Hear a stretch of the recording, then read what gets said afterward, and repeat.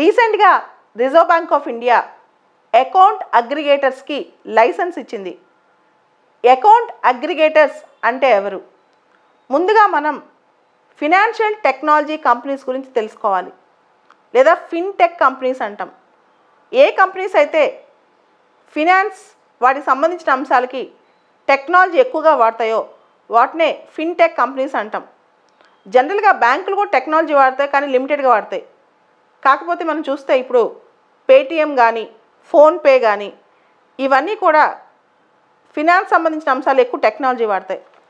ఈ ఫిన్టెక్ కంపెనీస్ని ఎవరైనా అప్లై చేస్తే వాటికి అకౌంట్ అగ్రిగేటర్ స్టేటస్ ఇస్తారు. ఈ అకౌంట్ అగ్రిగేటర్ సిస్టమ్ అంటే ఏంటో ఫస్ట్ మనం అర్థం చేసుకోవాలి. ఇక్కడ మనందరికి తెలుసు, మనం ఒక బ్యాంకుకి లోన్కి వెళ్ళామనుకోండి, మన క్రెడిట్ హిస్టరీ చూస్తారు.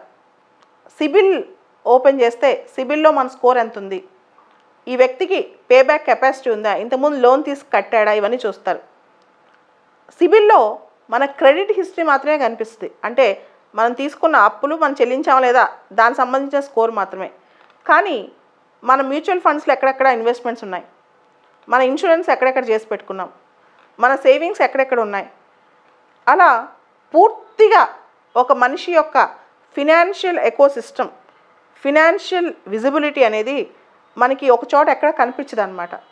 సో అలా ఒక చోట కనిపిస్తే ఆ మనిషికి లోన్ ఇవ్వటం చాలా తేలిక కదా, ఆ మనిషికి ఇన్వెస్ట్మెంట్స్కి డబ్బులు ఇవ్వటం చాలా తేలిక కదా.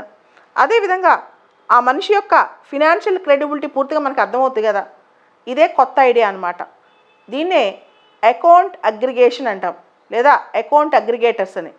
వీళ్ళు ఏం చేస్తారంటే ఆ ఒక్క మనిషి పర్మిషన్తో, అంటే మన కన్సెంట్తోనే, వాలంటరీ కన్సెంట్తో కొన్ని అకౌంట్ అగ్రిగేటర్స్ ఉంటారనమాట.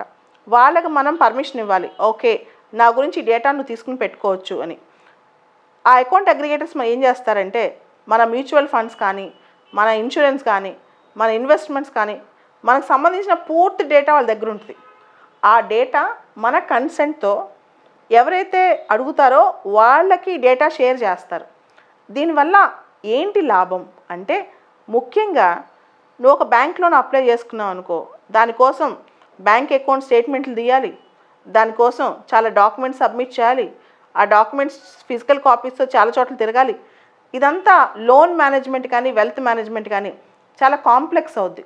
ఇండియాలో ఇంకా కాంప్లెక్స్, ఎన్నో ప్రూఫ్లు తీసుకురావాలి మన కోసం. అదే ఈ ఒకటేసారి అకౌంట్ అగ్రిగేటర్ దగ్గర మన డేటా ఉందనుకోండి, అథెంటిక్గా అకౌంట్ అగ్రిగేటరే షేర్ చేసేస్తారు మన కన్సెంట్తో.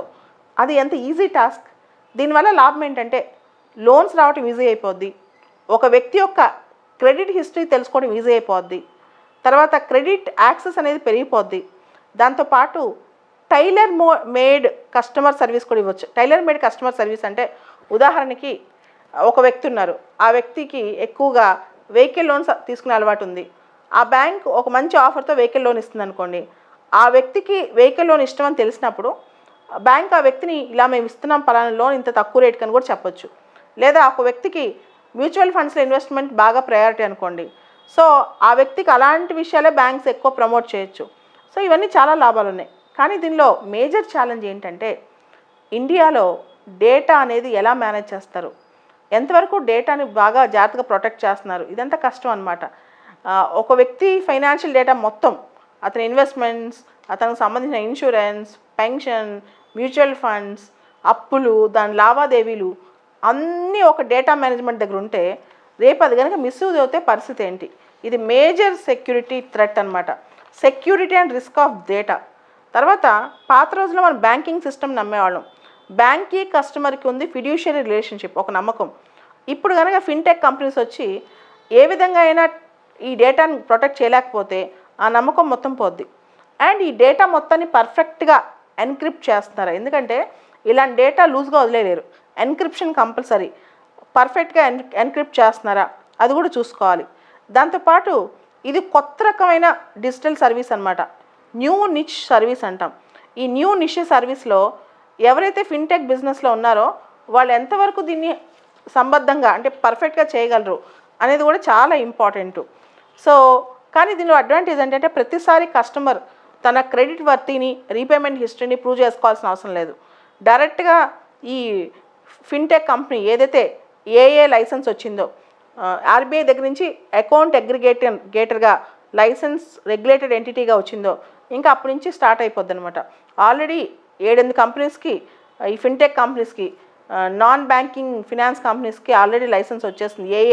లైసెన్స్ అనమాట. అంటే అకౌంట్ అగ్రిగేటర్ లైసెన్స్ అనమాట. సో దీనివల్ల కస్టమర్స్ చాలా మంచి జరుగుద్ది, న్యూ సర్వీసెస్ అందుతాయి. ఈ న్యూ సర్వీసెస్ అందటం వల్ల కూడా బ్యాంకింగ్లో ఇన్నోవేషన్స్ పెరుగుతాయి. బ్యాంక్స్ దీనిలో ఎన్రోల్ అయ్యి వాళ్ళ దగ్గర మొత్తం డేటాను సంపాదించుకోవచ్చు. బ్యాంక్స్, కంపెనీ, ఈ వాళ్ళతో, అకౌంట్ అగ్రిగేటర్స్తో రకరకాల బ్యాంక్స్ ఈ ఫ్రేమ్వర్క్లో జాయిన్ అయ్యి వాళ్ళ దగ్గర నుంచి చాలా డేటా తీసుకోవచ్చు. అంతా బాగానే ఉంటుంది. దీనిలో ఒకే ఒక ప్రాబ్లం సెక్యూరిటీ థ్రెట్. ఈ సెక్యూరిటీ థ్రెట్ అనేది లేకపోతే మాత్రం ఇది అద్భుతంగా ఉంటుంది. ఇది లెండింగ్ ప్రొసీజర్లో కానీ వెల్త్ మేనేజ్మెంట్లో కానీ ఒక కొత్త పుంత అని మనం చెప్పొచ్చు. అంటే బ్యాంకులు లెండింగ్ ప్రొసీజర్లో కానీ మనుషుల యొక్క వెల్త్ మేనేజ్మెంట్ సంబంధించి కూడా. ఎందుకంటే ఇప్పుడు వరకు పూర్తి స్థాయిలో సిబిల్ మీద ఆధారపడ్డాం. సిబిల్ ఇంకా కంటిన్యూ అవుతుంది, కానీ సిబిల్ కేవలం అప్పుల చరిత్ర. అంటే ఒక మనిషి తీసుకునే లోన్స్, తన రీపేమెంట్ హిస్టరీ మాత్రం సిబిల్లో ఉంటుంది. ఇప్పుడు అంతకు మించి అన్నీ, ఒక మనిషి ఫైనాన్స్ చరిత్ర మొత్తం మీకు అకౌంట్ అగ్రిగేటర్ దగ్గర దొరికే అవకాశం ఉంటుంది.